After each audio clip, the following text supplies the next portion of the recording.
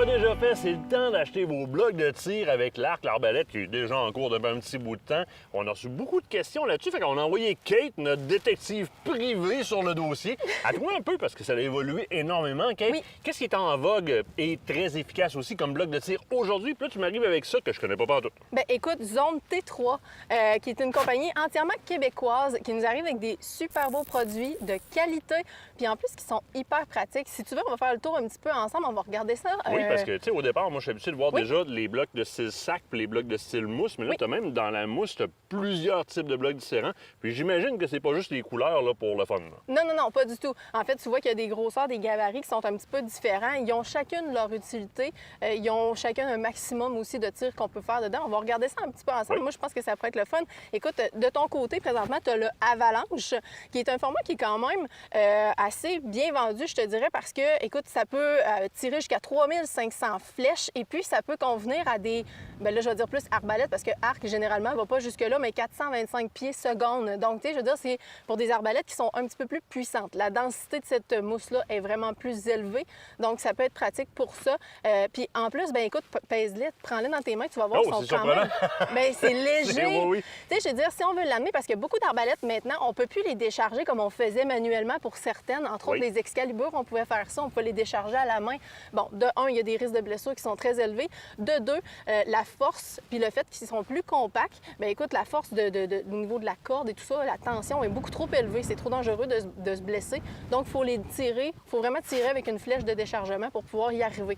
Donc, ces blocs-là sont pratiques pour ça, puis sont légers, comme tu as vu. Fait que c'est le fun à transporter. Ça ne pèse pas une tonne pour s'en aller pour décharger notre arc ou notre arbalète. La question, le maximum, c'est 425 pieds secondes, Oui. mais le bloc est tout indiqué pour n'importe quelle force d'arc ou d'arbalète jusqu'à 425 pieds secondes. Exactement, oui. OK, c'est bon. C'est ça. Là, si tu vas dans les autres, tu as un petit peu moins de capacité, mais l'avantage que tu vas y retrouver, c'est surtout le niveau au niveau du fait qu'ils sont plus compacts. Oui, ils sont plus compacts. Ici, on parle plus de 400 pieds secondes au niveau de la puissance de votre arc, votre arbalète.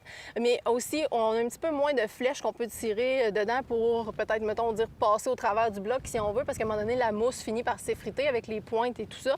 Donc, on parle plus de 2000 flèches ici. Bien, 2000 flèches, ça, attends 2 secondes. Mais c'est quand même beaucoup, là! Ah, c'est ça, là. On dit que ça s'effriche plus vite, mais 2000 flèches, c'est quand même pas mal de stock. Lui s'appelle le Éruption. Je vois que l'autre aussi, c'est inscrit Éruption. C'est un choix de couleur entre ces deux-là. Exactement. Écoute, pour satisfaire mesdames, on a été dans des coloris qui sont un petit peu différents. Puis, tu sais, on le voit, là, la compagnie a vraiment fait attention à ces choses-là. On prête attention à leur clientèle. Il y a beaucoup de femmes aussi qui tirent de l'arc et de l'arbalète. Donc, qui y ont pensé, puis c'est le fun. C'est agréable aussi d'avoir des petits produits qui sont un petit peu plus pour nous. Ben oui, tu sais, je veux dire, honnêtement, en dehors de la fonctionnalité, les blocs sont bien faits. Là. Si on regarde la manière que c'est moulé, là, même au niveau de la poignée, là, la poignée est vraiment moulée à même. On a une insertion qui a été faite.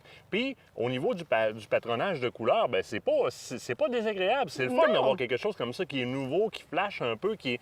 Puis, honnêtement, tu le vis ici, là, on les installe sur le terrain, puis les enfants se promènent avec les nerfs, puis ils tirent dedans.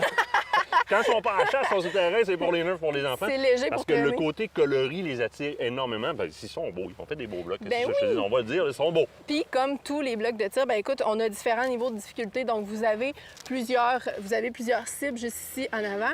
Mais si on tourne le bloc, on a différents types de cibles. Là. Tu sais, là, on peut y aller vraiment plus dans la précision. Fait que quand on dit on veut être bullseye, là, ben écoute, avec l'arc et l'arbalète, c'est possible aussi. Je vais le retourner pour qu'on voit l'autre côté. Oui, OK. Bon, c'est ça. Fait que, tu sais, je veux dire, il y a possibilité de s'amuser en masse, puis il y a possibilité de le travailler de différentes façons aussi au niveau de J'en ai l'usure d'autres du différents, bloc. moi ici, regarde. Ben, c'est ça. Au niveau de l'usure du bloc aussi, en tournant votre bloc puis en utilisant d'autres types de cibles, bien, ça vous permet aussi de l'user pas toujours du même côté, donc vous prolongez la vie de votre bloc, effectivement. Cool. Et le sac, le classique sac? Le classique sac, ici, tu sais, ici, au niveau des blocs de mousse, on parlait plus d'un poids entraîné, on a dit qu'ils sont légers, environ 7,5 livres. Ici, on a un bloc de mousse recyclé, donc avec des matières qui sont recyclées, qui est un petit peu plus lourd. On parle de 33 livres. OK. Il se traîne peut-être moins partout, il est peut-être un peu moins compact pour ça, mais super bon bloc.